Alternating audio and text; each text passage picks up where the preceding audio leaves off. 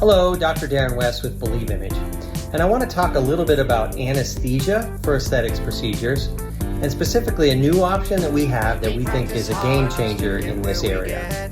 Most of the procedures we do are considered non-invasive, but that doesn't mean that they're not uncomfortable, they're not painful, or that people aren't anxious about having these procedures.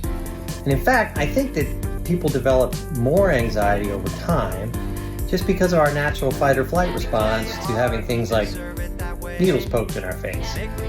So what are some of the options that we use? Well, let's take a look here. One option is topical numbing cream, in which case we usually use 3 different agents that we mix together and place on topically. The problem with this is it has to be left on for a while.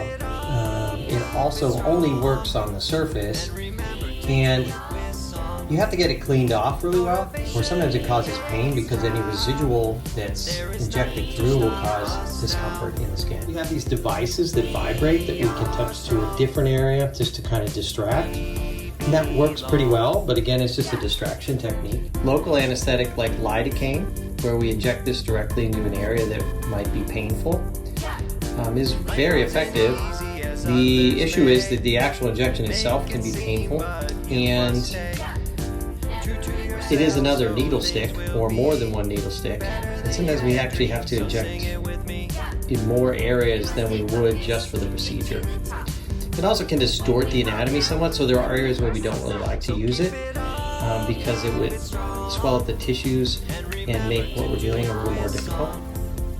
Now, one secret is you can add sodium bicarb to lidocaine to make it sting less. So if anyone's ever using this on you and they don't do bicarb, you should ask for it.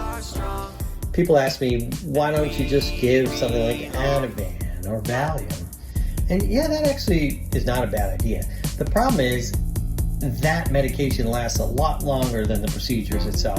And it's a little bit unpredictable in how it's going to work for people. You would need to take it before the procedure, a decent amount of time before, and you certainly should not drive to or from the procedure if you're taking these medications, so you would have to have someone come and get you. And those things are, for most of our patients, are kind of rule it out. So what are some characteristics of a good anesthetic agent for aesthetic procedures? I would say it should be safe, first of all.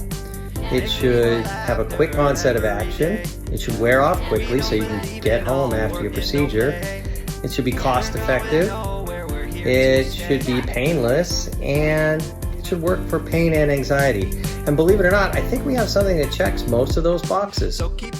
This is Pro-Nox. Pro-Nox is a patient-administered and controlled anesthesia device that administers a 50-50 mix of nitrous oxide and oxygen.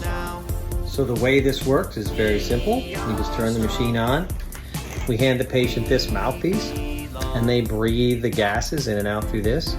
They control how much they need. So during the procedure, if they are having pain, anxiety, they'll breathe a little more. If they're feeling fine, they'll just hold the mouthpiece. I guess the only drawback is because we have to breathe it through the mouth. If we're working on the mouth or lips, this could be something that we can't use because it can get in the way, depending on the procedure. But otherwise, works fantastic. Get to the top. When we fall down, we'll pick ourselves up. So keep it up, keep it strong.